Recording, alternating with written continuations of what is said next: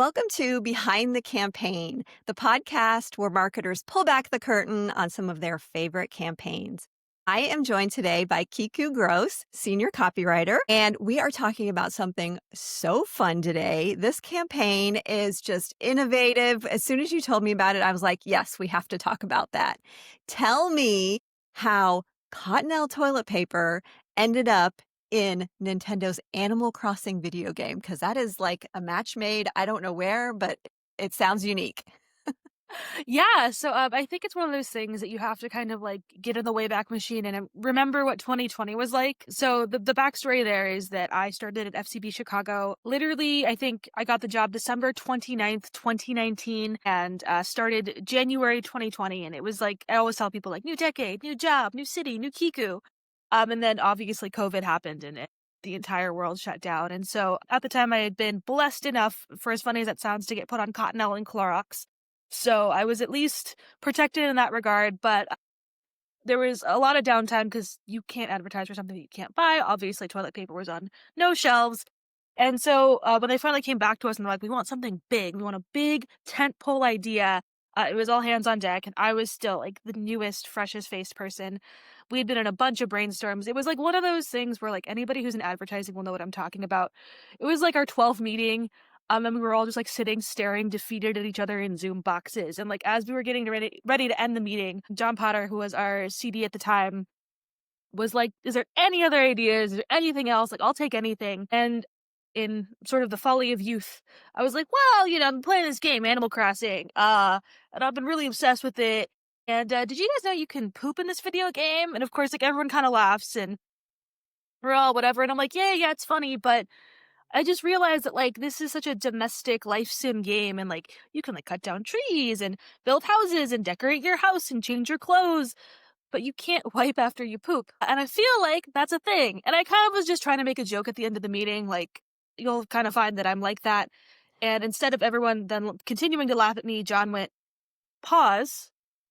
What did you just say?" And I was like, "You can poop, but you can't wipe?"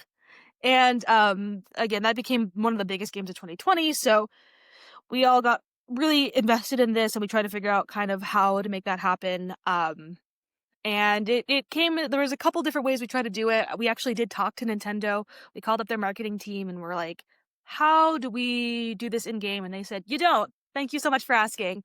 But there is a feature in the game where you can create your own, like, art, I guess is a good way of putting it. You can put it on shirts, you can put it on walls. And that was our workaround. We started putting all of our Cottonelle brand assets into the game that way and then encouraged people to use those. And kind of just the joke is like, we put down there carrying Animal Crossing, and did it from there. So down there, care was already kind of a tagline that Cottonelle was using. Is that correct? Correct. So that was kind of the larger brand campaign, brand platform, down there care, the idea that skincare was and is such a big thing. You care for up here, but what about down there? And so that was kind of our thing, especially because at the time too, we were doing the really kind of like, it sounds funny to say luxury toilet paper, but like higher end toilet paper and the wipes as well. So the idea was like, it's a whole skincare routine for down there. And plus it's just catchy. Down there care to Animal Crossing. That's fun. And then in another kind of strange twist, somehow T-Pain is involved in this? Yes, potentially one of my favorite parts of this campaign. So again, 2020, Wayback Machine, nobody's doing anything. There were a lot of celebrities who ended up playing Animal Crossing, I think because it is such an easy game to pick up.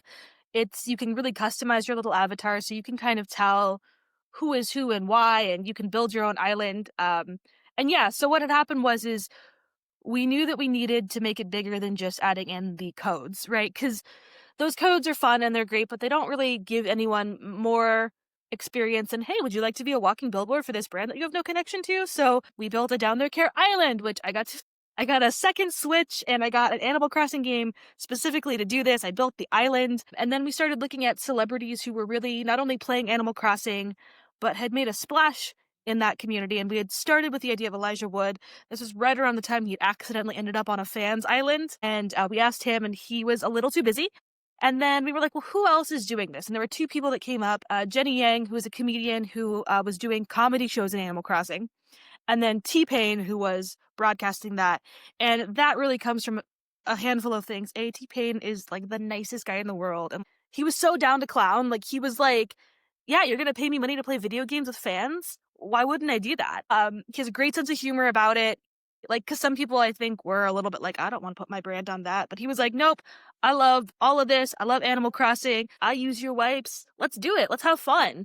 And we got to be on the phone call with him, and it was just a delight. He was really so much fun and was having such a great time. He gave us more time than we had even negotiated, which I thought was really just a stand-up thing for him to do. And it was just I always tell people how much I love him now because it was such a fun experience. I think if you ever get to work with like famous talent, sometimes it can be really great and sometimes it can't. So I was really just happy and blessed that my first time was something that was really fun and goofy, and we were all laughing, and he seemed to have a great time too. Like the people we had picked for him to go visit their islands. One of them had decorated the entire island to be like a tribute to T-Pain and his moment on The Masked Singer and everything. It was so fun and so lovely. So yeah. Oh, that is so fun. And he also tweeted about it. Is that correct? Yeah. So I think part of our deal there, and the same with I think Jenny was like, hey, like we'll play with you. In the case of Jenny, we gave her some special like island stuff. And I got to like hang out with her on the phone, which was really fun. And so she tweeted about it. She put it in her Discord. And then T-Pain, of course, wanted to promote that he was doing it because it was kind of like a giveaway situation where you would take one of our codes and put it on your island and take a picture. And then we'd pick you and he would go and visit your island. And so he was promoting that. And he tweeted about it. And of course, in classic T-Pain fashion, he, was like, well, I'm not going to just promote it. I'm going to promote the heck out of it. That's great. Now, this was mid-year 2020, if I'm getting the timing right. So, right in the midst of COVID, and everybody was kind of home and, like you said, playing the game and trying to find toilet paper anywhere they could, and wipes and all of that. Um, what were what was your audience for this promotion in this video game, and kind of what were the goals? What were you trying to achieve with this? Yeah, so I think for Cottonelle, it was just a matter of really doing a brand act that helped solidify where they were going. I know, like when we were talking in the campaign, like early on, like we were talking about putting ourselves in Sephora. We were talking about like doing all these different things, really trying to create a splash around the idea of down there care and like really solidifying what that meant and like again the luxury aspect of toilet paper. So that was kind of that. I think if I recall correctly, the specific target demo was like millennial into that Gen Z professional young adult area, and I think that Cottonelle was losing ground with some of those audiences because it's a little more expensive. And so our idea was like, let's go ahead and just really, yeah, it is expensive, but it's a luxury. It's something that you should treat yourself to. And we were doing brand acts like that to help solidify. I think Animal Crossing was just the perfect thing because again, at that point in time, everybody was there, especially people with disposable income, because that was probably $500 you'd have dropped to buy the Switch and to buy the game and all that. So it was kind of just a perfect firestorm. And I think too, because it was just such a big game at that moment, it was hard to say no to that. Yeah, that's very cool. So tell us a little bit about kind of the creative process, the brainstorming around this. This idea came up to you kind of at the last minute at a call, and then kind of what was next after that? Yeah, so I think the most important thing to note there was that I was so junior, and so like I had the idea, but for those of you who work advertising, you know that that means that you have the idea. That doesn't necessarily mean that you get to stay with the idea. And I was just so lucky that I had an incredible team of people like Brandon Jesse and Julia Matthews, who were the lead creatives on that. And they really took the lead from there. But I got to be involved in every other part of the process. So it started with, you know, how do we even make this happen? So there was the Nintendo call. There was then when Nintendo very politely but firmly told us no. Okay, so now how do we pivot? And then from there, when we decided it'd be a really good social play, then we looped in our social team and we started thinking about like, okay, well, what does this look like? Is it a giveaway? Is it just a campaign? We decided on a giveaway. We decided on giving out coupons like when toilet paper's back, remember us, you know? And then it was really just a lot of it was building that island, building that world, which is something that has become kind of a theme in my career of like building these worlds of brand, like little slices of brand world. And like, for me, the biggest part of that creative process was sitting down and it sounds like I'm just making this up, but like I got to play a game for like, I don't know, 20 hours and like progress in the game, create a character. His name was Carrie because down there care. And, like, we wanted to create a little hub where not only did we have all the assets we needed and that we could really build and use all of our assets, but, there are some pictures that you'll see where Carrie and, Jenny Yang got to hang out together, and we got to visit each other on each other's islands, and, we used Carrie for all of the promotional materials, so I was literally sitting in this game doing a virtual photo shoot, with my little Animal Crossing guide. It was so much fun, and that was the biggest part, was just developing that world. The brainstorming, I think, once we got past just what the idea was and the crux of it was not like other campaigns that I've ever worked on, and that you didn't really have to sit down and think about it. It came so naturally, which I think is the mark of a great campaign when, like, you're not sitting in a room stuck. It just flows naturally, and every other idea builds on the other, and before you know it, you're writing, weird response tweets that are like, "Ah, amazing. We love your island." Yeah, and I think people who don't work in marketing or advertising think that, oh, these ideas just come to people and then they come out of thin air and they're done, right? And that whole process, I'm assuming that took, several weeks, if not a couple months to kind of Yeah. get everything together. And you had a lot of players involved from Nintendo and the talent and your internal team and all of that. So I'm assuming that was quite a lengthy process. It wasn't just like snap your fingers and it's done. No, and I think too, to your point, I think people think that the hardest part is the idea, which honestly, that's usually the easiest part. The easiest part is going, wouldn't it be neat if we did X, Y, or Z? The hard part is then going like, I always joke I call them cat and space ideas. Wouldn't it be neat if we shot a cat into space? That's the easiest part, is to be like, that would be cool to do it. But how do I execute that? How do I execute that in a way that makes sense? That's within budget restraints, because whether or not people want to admit it, stuff costs money, and a lot of times stuff costs too much money. I think the celebrity aspect of that was great, because the other aspect of that was the famous person we wanted to ask, like, sometimes they were too expensive. Even just hang out and play video games with us, they were like, yeah, it's gonna be a lot of money. And so there's that. There's obviously too, you have an idea, everyone on the internal team loves it.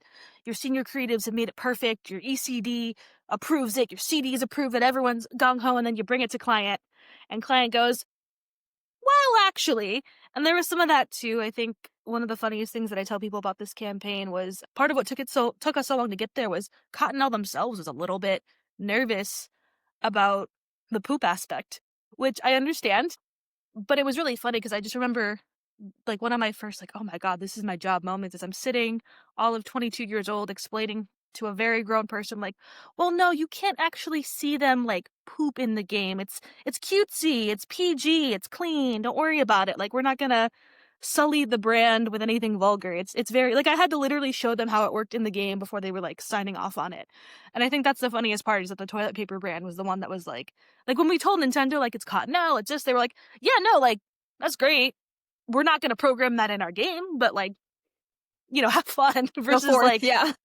yeah, versus, like, we can't stop you from putting stuff as long as it follows our terms and conditions, and, like, letters are fine. But, like, it was the brand itself that was like, "Well, are we sure that's not gonna, like, go too far?" And we're like, "No, no, no. I promise. It's PG." Yeah, and since this was in the middle of COVID, you mentioned earlier you were on Zoom calls a lot, and I know a lot of companies are still very much remote. I think Yep. COVID changed a lot of that where, a lot more people are working from home, they're working from locations other than office, and I am one of those people, and I imagine you are as well, who prefer to be like when you're brainstorming, particularly going through that creative process, to be in person with people and, be able to walk around and have sticky notes up on the wall and like sketch out your ideas and things like that. How does working over Zoom through the creative process, like how has that changed since COVID, and how do you work through that? For me, I think, one of the blessings I have had, I think there is a benefit to brainstorming in person. I think, as anyone knows, it's just easier to talk to somebody in person. But I've always been blessed in that I grew up in a world that was already kind of there. I have told people that, like, my first job far before COVID, my first full time big girl job was a fully remote job. It was a fully remote agency. I remember my parents being deeply confused that I would roll out of bed, log onto my laptop, and just sit in my room and do this for 8 hours a day. So I was more used to doing it. But what I would say is that, yeah, I think what made this hard specifically was that it would have been so much easier to, like, have people over my shoulder and, like, let them watch me play the game, let them watch me do things, and show them what's happening. Because when you bring in an element like a video game or something that a lot of people may not be familiar with, not even the game itself, Animal Crossing, but like the entire medium, I think sometimes that gets lost and it's hard to explain when you're here and you're like, okay, well, look at this, you know. And I mean, that was like the hardest part of like when I was showing the clients. Like you're literally sitting there like, can you see my screen? Okay, I know it's really awkward. But yeah, and I think as far as like in general, I think the biggest thing is just like being able to express yourself and explain your idea in a way that doesn't require, to your point, the sticky notes, the visuals, and trusting yourself that like you're not getting those constant micro reactions, which I think everyone likes the most. That's the when you're giving an idea and you can't see someone like you're smiling at me right now or whatever. It's you can sit there and be like, do you like it? Do you hate it? I've just learned very much to be like, well, I'm gonna take your silence as okay, and we're gonna keep moving, and hopefully that's cool. And if not, you can tell me later. Yeah, especially those people who don't wanna have their cameras on. That is the hardest part. I can't tell you how many like I've given like speeches and like little workshops, and that's the hard one when you're like, anyone got any questions? Do you understand what am I saying? Am I making sense right now? Cool. All right. Well, I'm gonna just keep going then.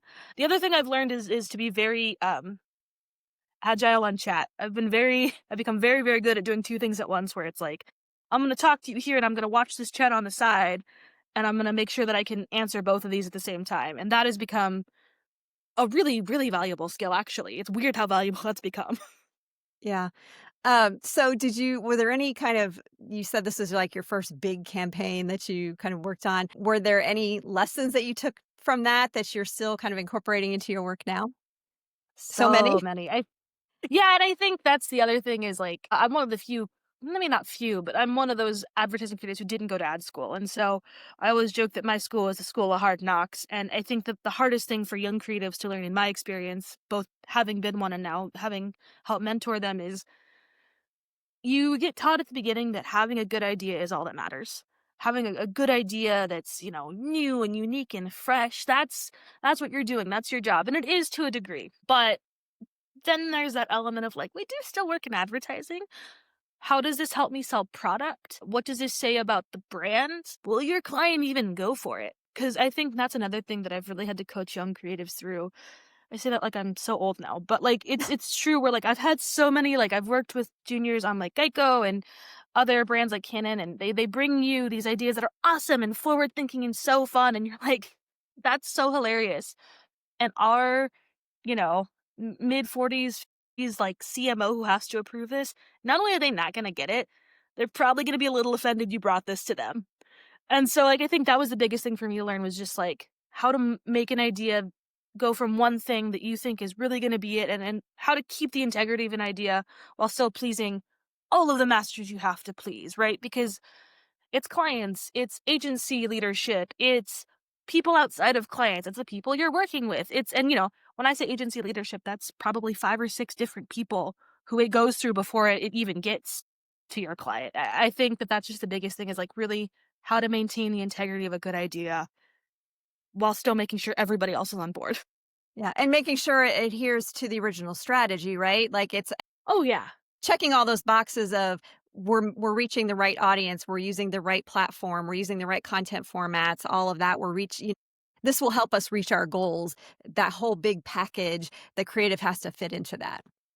Well, and is it even possible, right? Because I think that, like, I thought our idea was dead when Nintendo was like, yeah, nah.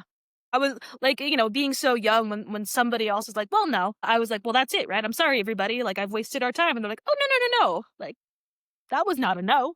Let's keep pushing. Let's keep going.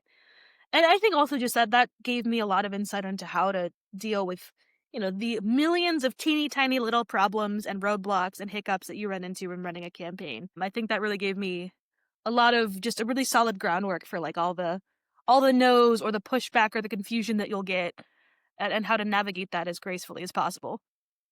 So, do you know are some of the down there care artwork, is it still in the game, or did it get pulled out at a certain point?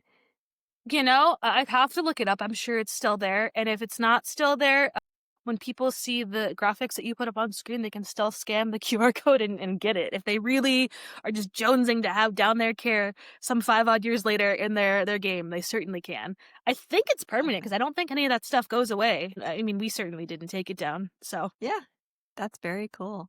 Now we're going to switch gears a little bit because I know you were part of the Creative Ladder Rising Leaders program, which is really yes. cool. I am a huge fan of Creative Ladder. Can you tell our listeners a little bit about Creative Ladder and the Rising Leaders program and kind of how that works? Yes, and I would love to ramble about that as much as possible. So, Creative Ladder is something that a friend of mine, David Greiner, had helped start with some guy who nobody's ever heard of named Ryan Reynolds. David has always, as far as I've known him, been such a champion of helping people who maybe didn't have the access that others had into the advertising space. And I say that because when I mentioned like I didn't go to ad school, that's one of those things that he really has helped me with is like just making those connections and getting my foot in the door. And so he starts this program. They find an incredible woman named Deanna Dorsey who they're like, well, if we're going to talk about like marginalized communities, two white guys probably aren't the best look. So they hire this incredibly smart and talented businesswoman, Deanna Dorsey, who comes in and helps lead this whole thing. Somewhere along the line, they decide, hey, we should like, instead of just like doing courses around high schools and telling people like, this is a job you can have and like let's do some boot camps, they decide let's do like an actual program that will help people become creative leaders because the entire idea of Creative Ladder is you're helping people get up on the ladder and then you look back down at the lower rungs and you help other people climb the ladder. And so step one was making sure people knew they could even get on the ladder. Step two is now for those of us on the ladder, how do I reach back down and pull up and become a leader that, you know, is focused on equity, is focused on actually being a leader of people and not just being a jerk who can do creative. And so when they started this program, which is Rising Leaders Academy, I get an email from David that's like, hey, we're starting this. Um, don't know if you're interested, but like I thought of you. Uh, give it a shot, apply. And I thought, that's really nice of you, David. I'm not going to qualify for this, but I'll apply anyways because it was nice enough for you to email me. So I apply, I get into the program somehow, and I do. At the time, it was a 6-week program. I think. I think since they've made it longer because I was part of the inaugural cohort. So I was part of the cohort that like really they had made the program. They're like, all right, it's time to test it. We gave through and gave them feedback and, kind of like, give us more time. That was really intense. But I got to be a part of this program where I got to speak to, like, again, creative leaders who come from marginalized backgrounds, come from underrepresented communities, someone like me, right? Person of color, queer, maybe wasn't grandfathered into the industry. And we got such great insight on how to be better leaders, how to lead with intention, how to be the leader we needed, when we were coming into this and maybe didn't have. And that was always my goal is like, I had a lot of incredible people in my career who have helped me get where I need to be, but I've also had a lot of people who sucked. And the thing for me was always like, I wanted to be that person that I didn't have. And so that was my biggest goal was to just make sure that I was learning how to be that leader that people could rely on, people could come to, people could trust, and feel safe with in a way that I feel like this industry really desperately needs. Yeah, and I will make sure to include the link to Creative Ladder in the descriptions of the podcast because I just think it's a great program. Like I said, I've been a follower since its inception many years ago. Obviously, the co-founder Ryan Reynolds, his involvement with it. I guess I'm not sure if his official title is co-founder, but his involvement with it has really helped. He's such a creative person in his own right, and so his ability to promote Creative Ladder and I think they have a newsletter everybody can sign up for where you can learn more about Creative Ladder and get, news about what's going on with them. So it's just a great program overall. Yeah, and I think something I want to stress too, because like I'm a very cynical person by nature, is that like it's a genuine desire to help. It's not you sign up and then you get weird marketing emails for the rest of your life. And these are people that I still talk to, and not like, "Hello, Deanna. Hello, David. How are you? I am thinking of a professional development." I mean, it's like I'm sending Instagram memes to these people. I know that if I ever needed anything, like, and I mean like serious, not just like I need a job, but like I could probably roll up to these people's houses and be like, I think I need a place to stay, and they'd be like, all right, like these are good people who really care about you, genuinely want you to succeed. Like I'm still talking to people in my cohort that I did my classes with. I went to con with them in their program, and like I'm talking to all the people that I went to France with. David in our cohort was there personally to walk us through the entire thing and like tell us his secrets and like here's how I do con and here's how you should do it too. There's never been a moment in this program where I've felt like I've been left to figure it out by myself. And when I talk about, being the person I wish I had, that's it. There's never a moment where you're left thinking like, geez, like, I don't know what to do here. You could always reach out to somebody at Creative Ladder and they're there to help. I mean, I think me being here is a perfect example of that. I got an email that was like, would you like to help build your personal brand and like practice Be on being this on podcast. podcasts? Yeah. And I was like, me. And that's what they do always, and Yeah. all I've done is send memes to Lisa probably. So they're just good people. I want to stress that so much. Yeah, I actually reached out to Creative Ladder and I said, "Hey, I love what you guys do. I love your program. Do you have people that you would love to showcase and come on the podcast?" And so that's how this all came about. So that's perfect synergy there of building relationships and helping each other out and pulling people up the ladder. Exactly, yeah. Yeah, and I think too, just that forward thinking of like, it wasn't just like, well, you're fun, and maybe it was very much like, this is gonna be your future probably, so you should start with someone who, like, Andy, who's friendly and not looking to get you anywhere. That's good to know. I'm friendly. Yeah, no, it was very much. I mean, you saw the email on there, and it was like, this is a wonderful thing for you to do, and you should be comfortable and encouraged. And I was like, I love to yap, so. Yeah, as do I. So, yeah, we're on the same page. So. Well, thank you so much, Kiku, for coming on. And maybe we'll see you again in a few years. We'll have you on the podcast again and have you come talk about another campaign that you maybe are working on right now. Who knows? Well, I'm picking It's up been what you're great. putting down. Yeah. It's been great having you on. And we look forward to talking with you again. Yeah, me too. Thank you so much for having Okay. me. Thanks, guys.